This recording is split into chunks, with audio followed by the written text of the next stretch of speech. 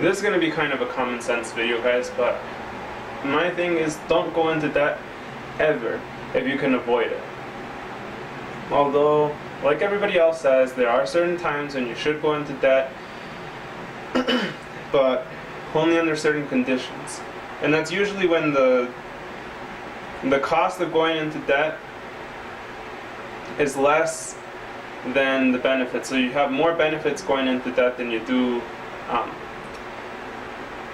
consequences. And that usually doesn't happen unless you get like some sort of rewards. Credit cards would be an example, but those are, really iffy to play around with. And anyways, why you shouldn't go into debt? You shouldn't go into debt because, one, it's something you'll worry about for a long time. Now,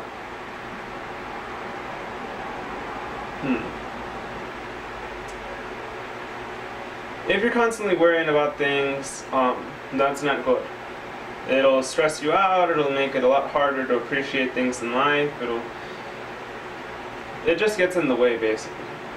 Number two,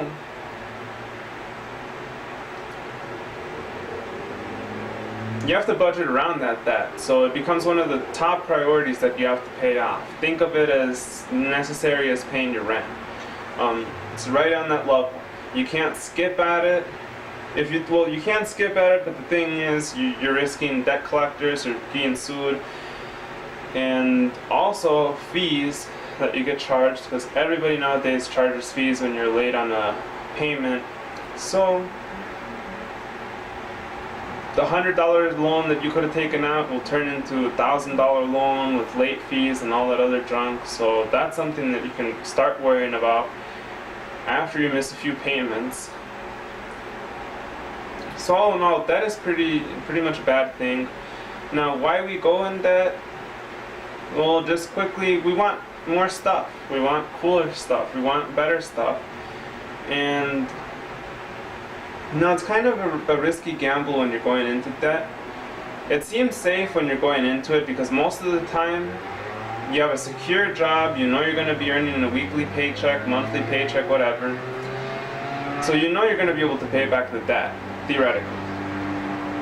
But why you shouldn't take it out is because you never know if you're actually going to have that income coming in.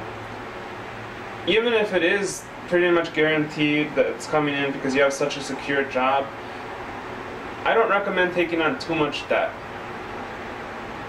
I'd say a good guideline may be whatever your monthly income is, 20% of that can be used up in debt or loans. Why only 20%? It should actually be less, but I'm going to be generous here and say 20%. Why 20%? Because that way, say you have to take a shittier job or something, or maybe you get less hours or something happens, you're still able to pay that debt, and it's not that it's not going to take a whole bunch of your income because you already have only 20% devoted to debts as an expense. When you're taking out a loan, and I think this is a good piece of advice, when you're taking out a loan, always count it as something that you're buying now rather than something that's given to you for free. So think of it this way. If you budget for everything else in your household, budget for your debt. So let's say you're going to spend $200 on food or groceries or maybe gas, and you take that away from your paycheck. Now let's say you're getting $2,000, so you take that away, you have $1,800 left over, and then you're taking 20%, so if my math's right, that's like $400 from your total pay, $2,000. So you're left with $1,400. But anyways, just those $400, you're budgeting that towards debt. So you know that you'll have those $400 to pay off your debt. It's kind of like a savings account where you decide to pay yourself first. But in this case, you're paying somebody else interest, and you're basically knowing that you're going to take out a loan and all that type of stuff. And this just helps you budget towards credit. And this goes to the other point of why you need to do this. Because sometimes debt can be good for you, such as having a credit card with a certain credit limit, and you want to be able to budget to be able to pay that back so you can build up a good credit score. In the long run, credit is good because you'll be able to take out really big loans. Potentially if you want to buy a house or you want to buy a car. And I don't suggest doing either of those unless it's a really good deal. How do you determine it's a good deal? Well, that takes a lot of learning, lots of research, a lot of other factors that go into that, and I can't explain that to you. But the main thing is you want to be able to buy your credit this way. You basically budget money that you're going to be spending on debt so that you can buy your credit up. In all other cases, avoid debt like the plague. You don't want it. Why don't you want it? It causes worry, causes stress. It's something that needs to be budgeted, and usually people don't plan to go into debt, like on suggestion.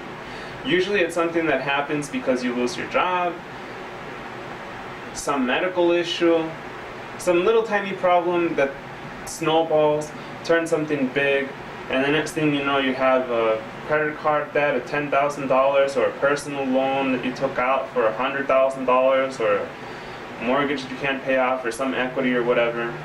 However you got your loan, however you got your debt, it ends up snowballing with all the fees and all that other stuff. So guys, just avoid that like the plague. Thanks for watching.